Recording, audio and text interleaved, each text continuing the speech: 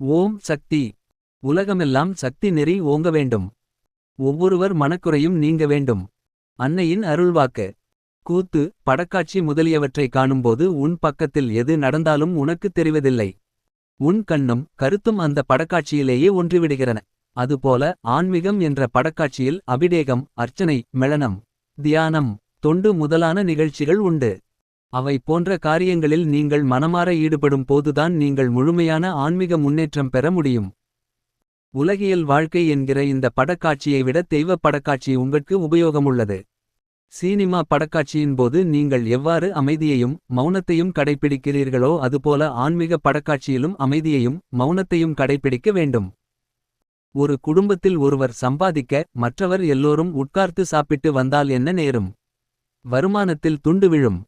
கடனாகிவிட்டதே என்று கஷ்டப்பட நேரும். ஒருவர் சம்பாதித்து பலர் சாப்பிடுவதை விட குடும்பத்திலுள்ள அனைவரும் சம்பாதித்தால் குடும்பத்தில் கஷ்டம் வராது.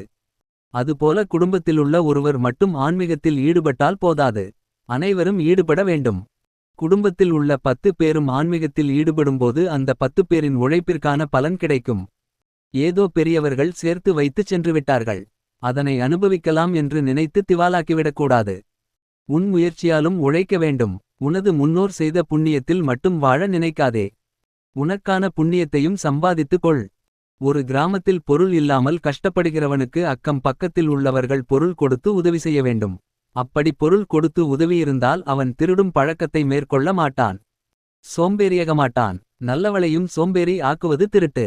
நல்லவன் அழிய மாட்டான், சோம்பேறி அழிவான். முதன்முதலில் நீங்கள் இங்கே வந்து ஆன்மீகத்தில் ஈடுபடும் போது எவ்வளவு சந்தேகங்கள் இருந்தன.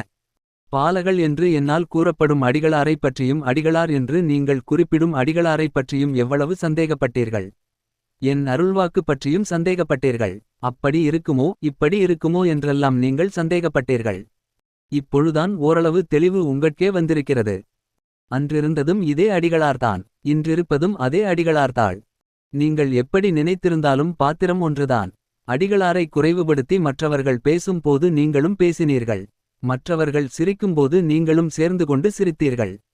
இப்போது நம் குடும்பத்தைப் பற்றி மற்றவர்கள் இழிவாக பேசினால் கோபம் கொள்கிறீர்கள். மற்றவர்கள் நம்முன் நடிக்கும்போது நீங்களும் நடிக்கிறீர்கள். மற்றவர்கள் தருமம் செய்வதை பார்த்து இப்போது உங்கட்கும் தருமம் செய்ய வேண்டும் என்கிற பக்குவம் வந்திருக்கிறது. அந்த பக்குவத்தையும் இப்பொழுது தான் உங்களுக்கு கொடுத்துள்ளேன். இந்த பக்குவம் வருவதற்கு உங்களுக்கே இவ்வளவு காலம் ஆயிற்று. இங்கே எட்டி வந்து பாராதவர்கட்கு எப்படி இந்த பக்குவமெல்லாம் வரும்? அதனால் தான் நம்மை குறைவுபடுத்தி பேசுகிறான். தரும தெரிதான் குழப்பங்கள் தீர வழி. அயோக்கியனை ஆன்மீகத்தில் ஈடுபடுத்துவது கடினம். சோம்பேறியையும் திருடனையும் மாற்ற வேண்டுமானால் தருமம் செய்ய வேண்டும். தரும நெறியை விட்டுவிட்டு எந்த நெறியை இங்கே வலியுறுத்தினாலும் எடுபடாது. நாட்டிலுள்ள குழப்பங்களை கட்டுப்படுத்த தருமங்கள் செழிப்பதுதான் சிறந்த வழி. ஆன்மீகத்தில் முதிர்ச்சி உண்டாவது எப்போது? ஒரே தேதியில் விதை விதைக்கிறாள், ஒரே தேதியில் நாற்று விடுகிறான். நாற்று விட்டு உரிய பருவம் வந்தவுடன் நாற்றை பறித்து வேறு ஓர் இடத்தில் நடுகிறான். ஆனால் கதிர் வர ஆரம்பித்தவுடன் ஒரே தேதியில் கதிர் வருகிறதா? ஒரு சில கதிர்கள் முதலில் வருகின்றன. ஒரு சில கதிர்கள் நாள் கழித்து வருகின்றன. ஆனாலும் அறுவடையை ஒரே நாளில் செய்து விடுகின்றோம். அதுபோல ஆன்மீகத் துறையிலும் நாளடைவில்தான் முதிர்ச்சி உண்டாகும். தரித்திரத்திலும் ஆன்மீகம் தேவை. ஒவ்வொருவருக்கும் ஒரு திறமை உண்டு. பீக் பாக்கெட் அடிப்பதும் ஒரு திறமைதான். மந்திர வித்தை மாய வித்தை காட்டுவதும் ஒரு திறமைதான். மகுடி ஊதுவதும் ஒரு திறமைதான். இவையெல்லாம் வயிற்றுக்காகத்தானே தவிர மற்றவர்களின் தன்மைக்காக அல்ல. சாக்கடையில் உள்ளவனுக்கு நல்ல வாசனையின் அருமை தெரியாது. அதனால் அவன் சாக்கடையிலிருந்து வெளியேற முயற்சிக்க மாட்டான். அரசியல் சாக்கடையில் ஊறிக் கிடக்கிற அரசியல்வாதி அரசியலை விட்டு ஆன்மீகத்தை விரும்பமாட்டான். நல்ல வாசனையை உணர்த்தவன் சாக்கடை வாசனையை விரும்பமாட்டான். ஆன்மீகவாதியோ 2 வாசனையையும் சமமாக நினைத்துக் கொள்வான். குழந்தைகளும் என்னிடம் அருள்வாக்கு கேட்கின்றன. குழந்தைக்கும் ஆன்மீகம் உண்டு. குழந்தைகளும் என்னிடம் அருள்வாக்கு கேட்கின்றன. அவைகளுக்கு பிரச்சனை எதுவும் இல்லாவிட்டாலும் தாய் தந்தை ஒற்றுமையாக இருக்க வேண்டும். அம்மாவை அப்பா அடிக்கிறார், அவர் அடிக்கக்கூடாது என்று என்னிடம் வந்து கேட்கின்றன. தாய் தகப்பன் ஒற்றுமைக்காக அத்த குழந்தைகளும் ஆன்மீகத்தில் ஈடுபடுகின்றன.